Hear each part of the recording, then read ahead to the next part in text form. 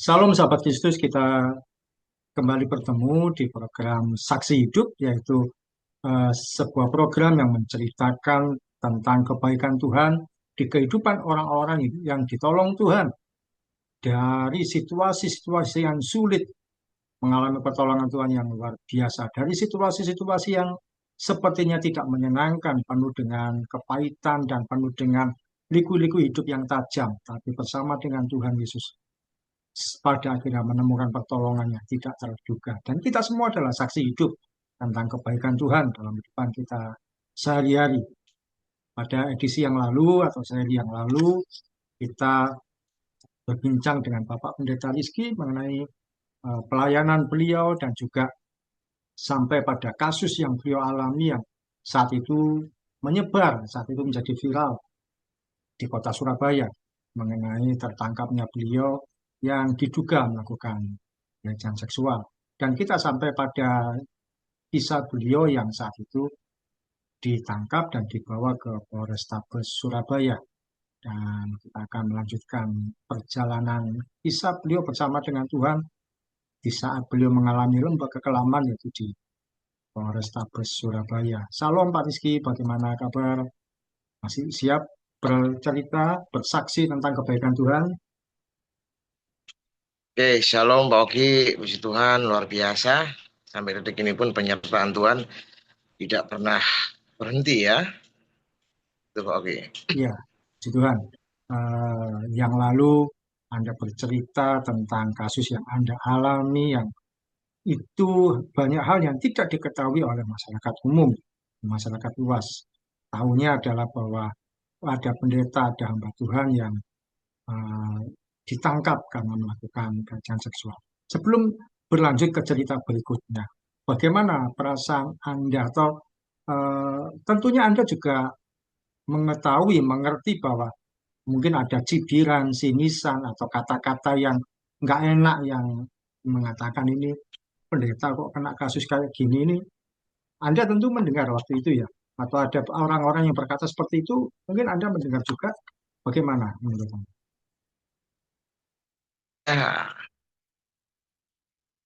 Ya, apalagi ini sudah menjadi konsumsi publik ya. Ya, Artinya berita ini sudah menyebar kemana-mana dengan narasi yang sangat berbeda-beda, mm, ya kan? Eh, Khususnya berdampak banget dari pihak keluarga saya sendiri ya, untuk anak dan istri khususnya. Jangankan dari teman-teman pelayanan, tapi juga di tetangga kami kanan kiri pun sering juga mendapatkan hal seperti itu. Tapi puji Tuhan, istri saya yang sungguh luar biasa, imannya luar biasa kuat. Bahkan ketika saya menghadapi ini, beliaulah yang satu-satunya yang sangat mensupport untuk mental saya di dalam memberikan, bahkan dikasih surat sama dia supaya kuat, ya kan, diberikan ada ayat-ayat juga, ya artinya apa ya, semua ini kan memang kita harus bisa menelaah lebih jauh ya Pak ya, bukan cuma dari segi yang saya alami saja, tapi kita harus bisa apa ya, menangkap apa sih sebenarnya visi Tuhan dari semua ini. Saya percaya ketika semua orang mendapatkan hal yang mungkin serupa dengan apa yang saya alami, saya cuma berpesan bahwa itu jangan melihat di sekarang ya, kalau memang kita benar ya loh ya, tapi kalau kita salah ya kita harus terima konsekuensinya. Bahkan ketika kita dianggap salah meskipun kita posisi benar pun, kita juga harus benar-benar menempatkan diri kita bahwa ini bukan akhir dari segalanya. Ya awal-awal saya ketika alami ini saya menganggap bahwa wah habis sudah, habis, ya habis dalam berkata hak-hak saya sebagai manusia selesai, hak-hak saya sebagai seorang masyarakat juga selesai, ya kan, karena ketika kita menyandang dalam tanda kutip tersangka ataupun narapidana dan sebagainya itu, kita nggak ada hak lagi di sana Pak, kita cuman menyelesaikan proses hukum yang kita jalani ya. Dan bahkan ada beberapa teman satu pelayanan pun, karena mungkin dia hanya terfokus dengan pemberitaan, tidak bertanya langsung ke kami atau ke istri, keluarga dan sebagainya. Sampai detik ini pun ya bukan cuman mencibir, mungkin juga meninggalkan saya. Tapi kembali lagi bahwa semua itu bukan satu hal yang berat buat saya. Saya cuman ya ini proses kehidupan seperti ini. Ya, kalau kita hidup di tengah-tengah masyarakat, kita harus siap untuk melewati semua ini. Apalagi kita yang sedang dalam proses hukum ketika waktu itu ya. Ya, puji Eh, Tuhan. Semua. ya, saya potong. Waktu Anda di dalam itu, waktu sudah di Polres, masih barunya Anda ditangkap. Apakah Anda mendengar yang seperti yang saya sampaikan tadi, cibiran kok ini hamba Tuhan, pendeta kok ditangkap karena pelecehan atau sejenisnya. Karena kalau di berita online kan kadang disebutkan ada seorang anggota ormas atau seorang anggota partai, tapi kadang juga disebut seorang pendeta. Apakah Anda juga mendengar hal itu? Dari siapa Anda tahunya? Saya tahu dari istri saya, karena istri saya yang sering kali menyenguk saya di sana kan. Beliau cerita semua apa yang terjadi di luar itu mengenai kasus saya ini. Ya, memang ada. Bukan cuma sekedar dari pemberitaan, tapi ada yang telepon ke istri saya nanya, kenapa kok bisa begini? Kenapa kok Pak Resi bisa melakukan seperti itu? Banyak hal yang terjadi, ya kan? Tapi uh, kembali lagi, Tuhan berikan hikmat pada istri saya dan dia jawab semua pertanyaan itu dengan apa ya? Dengan sebuah kekuatan ya untuk bisa melewati semua itu. Itu Pak Oki. Ya, kalau sejauh yang Anda ketahui, mungkin dari istri Anda atau yang Anda ketahui sendiri. Nah, tadi sudah cerita ada dampak dari tetangga yang mungkin bertanya-tanya atau keluarga juga sempat terpukul. Kalau yang menurut Anda ketahui atau mungkin dari istri juga, berdampak enggak yang Anda alami itu dengan pelayanan, dengan jemaat Tuhan yang dilayani? Awal-awalnya berdampak sekali. Jumlah jemaat kami sempat merosot ya ketika awal-awal itu ya. Ya mungkin karena mereka berpikir bahwa saya adalah gembalanya mereka, saya adalah orang yang mungkin selama ini menjadi pemimpin rohani mereka. Uh, Kok akhirnya terkena imbas seperti ini ya, begitu. Oke, tapi waktu itu saya cuman suratnya ke Tuhan. Saya ngomong sama dia, Tuhan, gereja ini milikmu. Gereja ini engkau yang buat ya, ini rumahmu. Iya, saya kembalikan ke engkau Tuhan, kiranya selama saya menghadapi permasalahan ini, istri yang menjalankan, beri kekuatan istri saya. Dan lambat laun, tanpa saya menjelaskan hal ini ke mereka, mereka sudah mulai memahami bahwa uh, semua ini proses yang sedang Tuhan berikan dalam hidup saya, karena memang semua itu tidak terbukti ya Pak Oki. Jadi hanya dianggap penyekapan ya, tidak ada untuk yang berbau pelecehan dan sebagainya tidak terbukti sama sekali. Karena dari pihak saksi-saksi pun yang dibawa oleh korban maupun dari saksi dari saya, mereka tidak melihat apa yang dituduhkan semua itu. Begitu Pak Oki. Ya, ya, puji Tuhan. Berarti Anda memaknai yang Anda alami adalah sebuah proses dari Tuhan dan sebuah hukuman Betul, sehingga Anda bisa. betul. Ya. Eh, waktu hari itu tanggal berapa tadi? 3 April ya, Pak, peristiwanya. Ya, 3 April. Ya, Ya, dibawa eh, ke Polrestabes. Nah, ini waktu itu siapa yang membawa Anda? Tentu dari Polsek itu ya, langsung saat itu juga. betul. Betul ya. Polrestabes ini kurang lebih gambarnya ini. Nah, oke.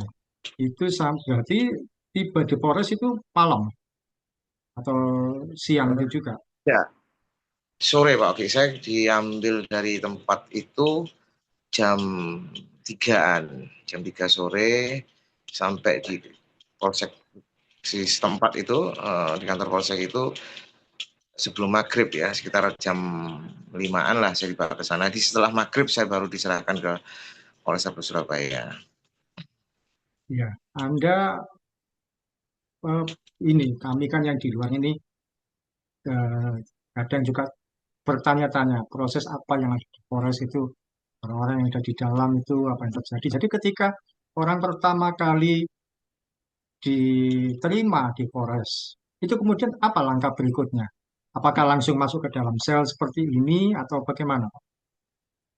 Enggak, jadi kita selama semalam ya, dalam proses penyidikan itu kita enggak ditaruh di sel. Kita ditaruh di tempat ruangan khusus ya. Di kalau kami waktu itu di unit PPA, karena setiap unit ada tempat sendiri. Kalau di reskrim ada sendiri, di Jatan Terasa sendiri, dan di PPS juga ada sendiri. Jadi kita ditempatkan tempat khusus yang dimana tidak boleh jenguk sama siapapun, pihak keluarga pun tidak boleh. Hanya cukup untuk 2-3 orang, ruangan kecil banget. Ya, selama proses penyidikan Pak Oki. Setelah proses penyidikan selesai, baru saya dilimpahkan ke tahti namanya, tahanan titipan. Jadi di situ baru masuk sel di tahti. Waktu di unit PPA tadi, itu apakah ada orang lain juga yang di dalam situ atau Anda sendiri? Waktu saya pertama kali masuk belum ada. Setelah beberapa, karena saya nggak tahu ya, karena untuk jam-jamnya nggak ada. Karena itu kan ruangan tertutup sama sekali, nggak ada sinar matahari ya. Saya nggak tahu apakah itu malam siang, saya nggak tahu. Pokoknya saya tahu setelah saya lewati berapa lama sebelum saya dipindahkan ke tahti itu, ada satu orang tahanan baru masuk. Kasusnya waktu itu sama ya, mengenai, tapi dia lebih berat karena sangkaannya dia waktu itu sudah melakukan hubungan badan. Jadi si anak ini masih muda anaknya, masih umur sekitar 19 tahunan lah. Nah itu baru kemudian beberapa jam kemudian saya dipindahkan ke tahti. Jadi saya sudah nggak ketemu sama dia lagi. Dari unit PPA ke tahanan titipan. Tahanan titipan itu apa? Apakah sel atau ruangannya bagaimana? Itu bentuknya. Atau Kalau tahanan kamar. titipan ini ya sel, modelnya sel. Jadi ini adalah tahanan yang intinya menunggu proses eh, peradilan ya. Jadi Hmm. itu tahanan dari kejaksaan, punya kejaksaan gitu loh. Oh, Nah, nanti dari tahti ini selang berapa bulan, kurang lebih 3-4 bulan ya, itu langsung dipindahkan ke rutan Medaeng sambil nunggu proses pengadilan berjalan. Begitu Pak Alki. oh tadi itu juga sel ya di sebuah sel itu. Mm-mm. Eh, Banyak, ada 2 kalau salah waktu itu ya. waktu itu Ada ada berapa yang jadi satu dengan Anda? Satu sel itu. yang satu. Oh, kalau dari kapasitas ruangannya gede banget ya, tapi cuman waktu itu cuman berisi sekitar 11-12 orang. Kalau dari kapasitas selnya bisa diisi 20 lebih ya masalah itu. Gede banget kok. Ketika di tahanan titipan itu di ruangan sel itu, apa ada perlakuan-perlakuan yang tidak menyenangkan Anda alami? Kalau buat saya itu ya tadi selama saya di dalam sel khusus tadi kan saya sujud, saya nangis sama Tuhan, saya ininya berteriak sama Dia. Saya mohon bahwa memang saya tidak melakukan hal itu dan terbukti. Inilah yang saya katakan. Tuhan itu tidak akan pernah tutup mata. Ketika kita berteriak minta tolong, Dia pasti akan turun tangan kalau posisi kita benar. Dan selama saya begitu saya dipindahkan dari tahanan khusus ke tahti ini, diserahkan sama penyidik ke petugas tahti, dan petugas penyidiknya bilang, saya titip ya, tolong dijaga bapak ini, jangan diapa-apakan. Ya, petugas tahti ini membawa saya ke dalam, juga menyampaikan hal sama ke pihak. Kalau di dalam sel tahanan itu ada istilah kepala kamar Pak Ogi, di Hmm. KM istilahnya ya. Jadi KM-nya di apa istilahnya, dikasih instruksi sama petugas tahtinya, titip ya, ini jangan diapa-apakan bapak ini, titip. Oh iya Pak. Jadi terus KM-nya datang ke saya, tanya-tanya, kalau Pak kasus apa, saya ceritakan semua ke dia, dan tidak ada perlakuan apa-apa, eh, seperti yang mungkin ditakutkan banyak orang ya. Tapi memang di tempat saya ini, blok saya ini memang khusus untuk kasus-kasus seperti itu ya, kasus-kasus sila, ada beberapa yang kriminal. Waktu saya datang itu tidak ada, cuma saya sendiri. Yang lainnya kriminal. Begitu saya sudah lewat beberapa minggu, baru ada kasus-kasus asusila yang lain, termasuk yang saya jumpai di tahanan khusus tadi yang anak muda itu. Hmm. Nah, beda kalau anak muda itu waktu masuk, eh, ya maaf ya, ini bukan sebuah rahasia umum lagi. Mereka mengalami apa ya, kekerasan fisik dari pihak anak-anak yang di dalam, bukan dari petugas, yang dari tahanan-tahanan lain, karena dianggap bahwa kasus pelecehan seperti itu adalah, kalau dari kami orang Napi ya, itu kasta yang paling rendah Ya. dan paling Sering hina. kami ini mendengar, nah ini benar apa salah orang kalau melakukan kejahatan seksual itu alat kelaminnya dipermainkan di dalam tahanan. Betul apa tidak? Atau bagaimana? Betul, seperti itu. Itu yang terjadi. Itu kan memang budayanya orang tahanan ya, budaya dari para napi. Karena seperti saya katakan tadi, kejahatan seksual itu bagi mereka adalah kejahatan yang memalukan ya, dibandingkan kejahatan-kejahatan yang lain seperti begal, para kriminal-kriminal lain, narkoba, itu mereka masih tidak diperlakukan apa-apa. Tapi kalau sudah menyandang nama apa tuh, kejahatan seperti itu pasti ada konsekuensinya untuk pelakunya. Begitu Pak Ugi. Iya, di ruang tahanan Polres itu bagaimana Pak makannya, konsumsinya sehari-hari itu bagaimana? Apakah aman atau bagaimana gambaran?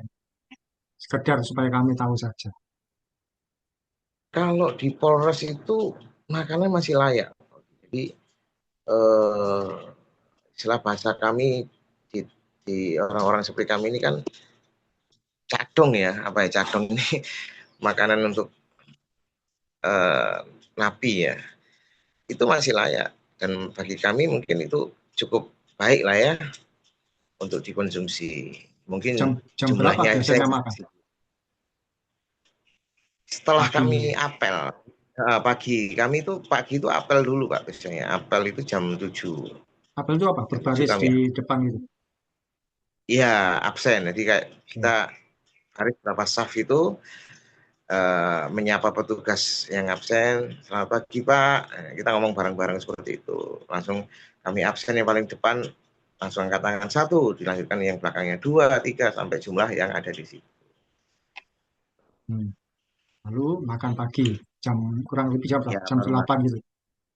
ya kurang lebih jam 7:30, jam 8. Karena apelnya sebentar kok Pak. Hmm. Cuma berapa menit, 10 menit, 5 menitan lah paling enggak.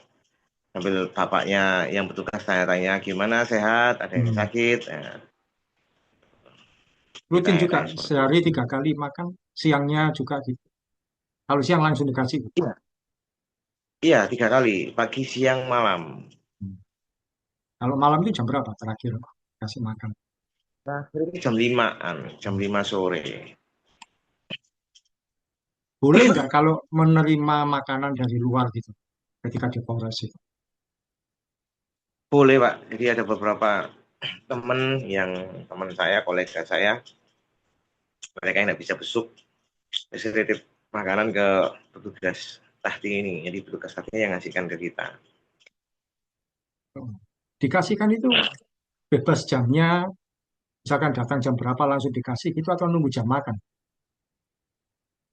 Kasihkan makan, titipan makan.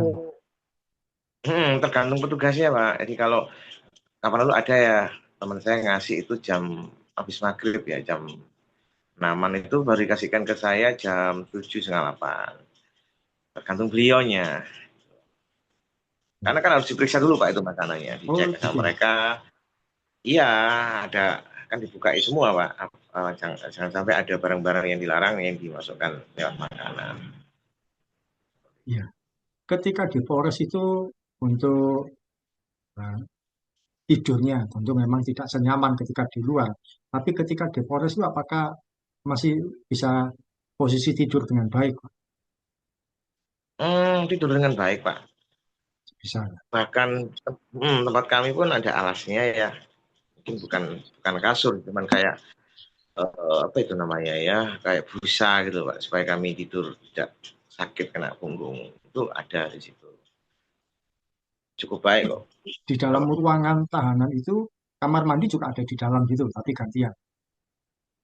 iya ada. Kebetulan kalau di Polres besar, Pak. Jadi Oh, kamar mandinya ada dua, kanan kiri. Ya di ujung belakang paling belakang setelah tempat tidur kami itu ada kamar mandi, ada sisi kanan sama sisi kiri. Jadi oh ada nggak harus dua. santri kalau di Polres ya. Jadi kita kadang mandi kalau emang mau berdua, berdua kan laki-laki semua ya. Terus atau mungkin gantian juga boleh. Airnya juga normal ya, airnya air apa itu PDAM kalau salah ya. Cukup cukup anu kok, cukup baik kalau di Polres. Iya, betul. Ini saya mau bertanya, ketika dalam proses hukum itu, nah, tentu ada orang-orang yang terlibat untuk membantu Anda dalam pembelaan hukum. Ini saya tampilkan gambar Ya. ini. Eh, Siapa saja, Pak, tim yang waktu itu aktif terlibat membantu Anda? Apakah yang gambar ini semua atau masih ada orang lain lagi? Ada ya, itu kan ada istri saya juga. Ini Iya. kan tim lawyer saya, tim pengacara saya yang waktu turun langsung ke pengadilan ya. Ada lagi Pak Erik Komala yang ada di foto ini. Beliau adalah Ini, pimpinan dari para lawyer ini. oh iya, ini Kenapa? timnya Pak Eri Komala berarti. Ya, timnya Pak Erik Komala. Ini di mana berarti, Pak? Situasi ini di mana? Pengadilan atau di Ini mana? kalau nggak salah di kantornya Pak Wijaya Dino, salah satu koleganya Pak Erik yang juga punya kantor lawyer ya. Dewi Dewi Dewi eh, partner kalau nggak salah itu di Jalan Kartini. Oh, di kantornya. Ya. Kantornya Pak Dino ini. Saya karena saya juga apa namanya mau mengungkap orang-orang yang berjasa pada Anda dalam hal pembelaan hukum supaya Hmm. mereka juga apa kita juga perlu mengapresiasi. Nah ini kalau ini Nah itu situasi di mana ya? ini ketika saya di ruangan tahanan di Pengadilan Negeri Surabaya. Itu Pak Erik Komala itu pakai baju putih Oh itu. yang baju putih Itu ini Pak beli. Komala. Yang Nah, lainnya ini timnya beliau atau bukan atau siapa? timnya beliau. Oh timnya beliau. Timnya beliau. Iya. Apa yang dijanjikan oleh tim pengacara atau tim pembela ini pada Anda? Adakah biaya atau bagaimana dalam menangani Anda waktu itu?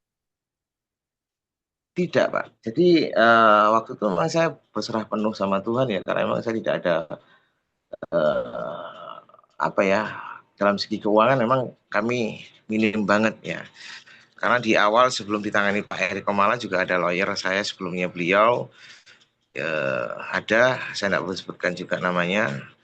Itu sempat dibela dia hanya beberapa hari karena waktu itu sempat ada pembicaraan untuk perdamaian dengan pihak korban waktu itu ya. Hmm.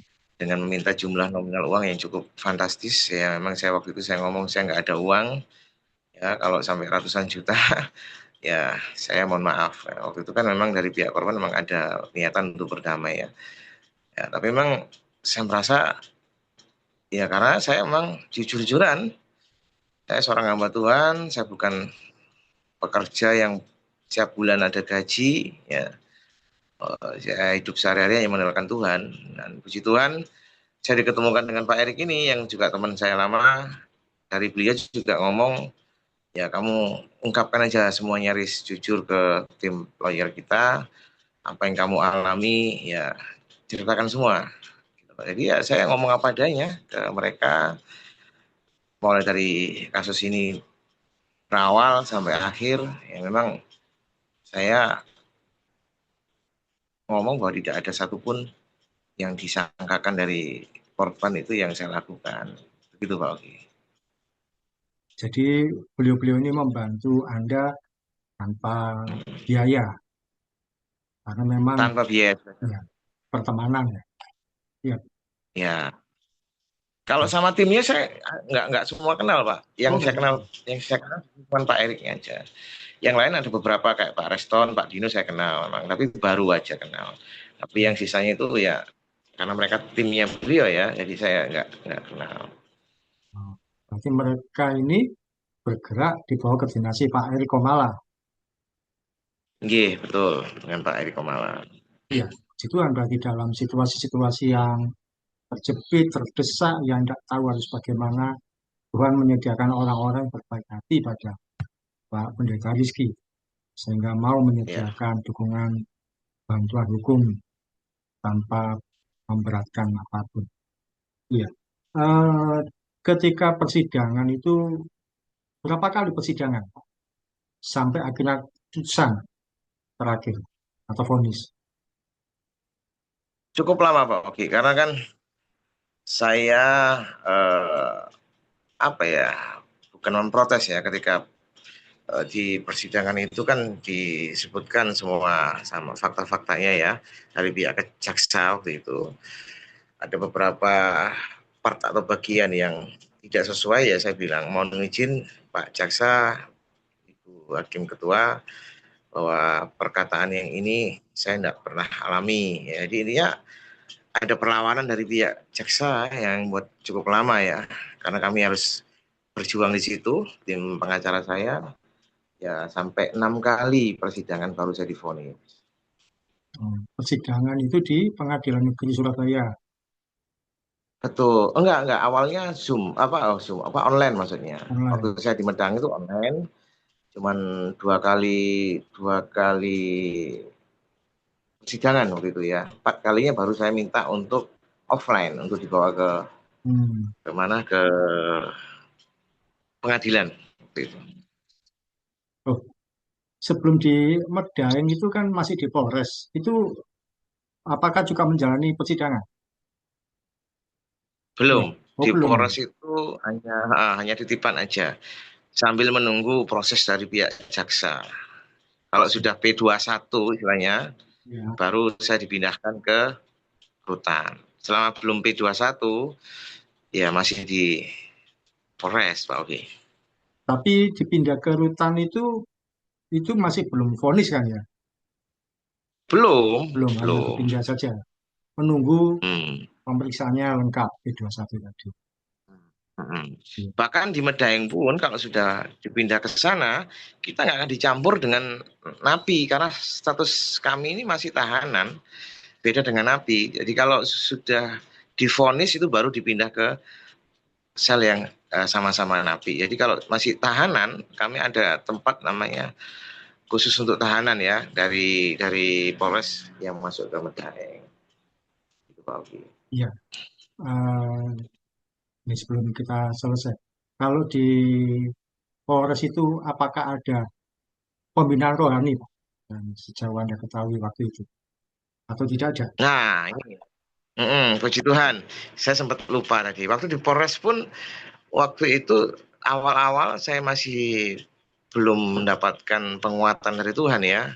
Saya selalu menyalahkan diri saya sendiri. Saya apa namanya merasa apa ya istilahnya menyalahkan lah ya dengan keadaan ini. Saya juga sempat proses sama Tuhan, tapi begitu Tuhan berikan kekuatan saya diingatkan kembali bahwa saya ini hamba Tuhan dimanapun saya berada, saya juga harus melakukan apa yang ditugas saya. Jadi di situ di Polres itu waktu itu belum ada pembinaan rohani, hanya ada seminggu sekali kalau salah ya dari Bamak kalau salah waktu itu yang hadir.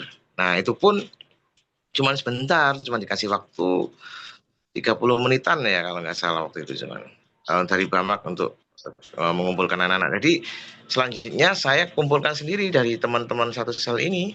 Saya ajak Oh, mereka untuk doa malam, belum tidur, paginya kita doa lagi, kita baca-baca Alkitab, sharing-sharing, sampai ada sekitar 4 orang yang satu kamar dengan saya yang seiman ya. Bahkan saya sebelum mulai itu saya izin ke KM-nya waktu itu, saya mohon izin M untuk saya boleh nggak untuk berdoa atau mungkin kita teman-teman yang satu iman dengan saya, boleh nggak kita sharing-sharing kayak ibadah kecil gitu. Dan kebetulan KM-nya mengizinkan. Nah, itu yang saya lakukan sampai saya dilayar ke Medaeng. Di Medaeng pun juga sama. Di Medaeng, tapi selama kami masih di karantina, Pak Oki, kita nggak boleh keluar, nggak boleh ikuti kegiatan apa-apa. Selama 1 bulan kami di ruangan karantina namanya ya. Itu ya di situ terus, nggak boleh keluar dari ruangan itu. Begitu saya sudah keluar dari karantina, baru ada nah, di situ juga ada gereja di Medaeng ini, namanya Gereja Efesus. Nah, ini gereja kami ini, puji Tuhan, diberikan kesempatan untuk kami yang Nasrani untuk beribadah selama 6 hari, Senin sampai Kamis, Sabtu. Nanti dulu, simpan dulu, Artinya simpan. Yang itu disimpan dulu. Nanti gak cukup waktunya. Kita bereskan yang di Polres dulu. Berarti yang Bamak itu datang seminggu sekali, Pak ya, untuk melayani. betul. Nggak selalu Hmm, hari Minggu, bukan? bukan di hari Hmm. apa? Kan kalau nggak Selasa, saya lupa. Bukan di Ya, hari oh, gitu. Berarti kalau dihitung yang Anda ingat, di Polrestabes itu berapa lama? saya. Ya, sebelum akhirnya dijadikan apa sebelum akhirnya P21 pindah ke Blitar. Di Polrestabes berapa lama, Pak? Saya 3 bulan, Pak Oki. 3 bulan. 3 bulan di Polres. Hmm. Ya, eh, puji Tuhan dimanapun Anda ditempatkan ternyata tidak lupa dengan status sebagai seorang Tuhan yang akhirnya melayani orang-orang yang ada di Ya. situ. Sekalipun situasinya juga Nah, sama, sama-sama orang yang terhukum tadi Pak. Tapi nah terus gimana? ada lagi Pak Oki, saya lupa. Jadi saya di situ bulan April ya. Saya masuk di situ bulan April, bulan Mei, Mei itu KM saya di layar Medaeng. Jadi nggak ada kepala kamarnya. Nah, tiba-tiba teman-teman yang selalu menunjuk saya untuk menggantikan KM yang Hmm, lama. Ya, akhirnya saya terima, tapi dengan syarat. Waktu itu saya bilang ke teman-teman yang satu sel, ya karena waktu itu kan ada tahanan baru ya, yang kasus curanmor, ya ada juga dari kriminal juga masuk ke sel saya.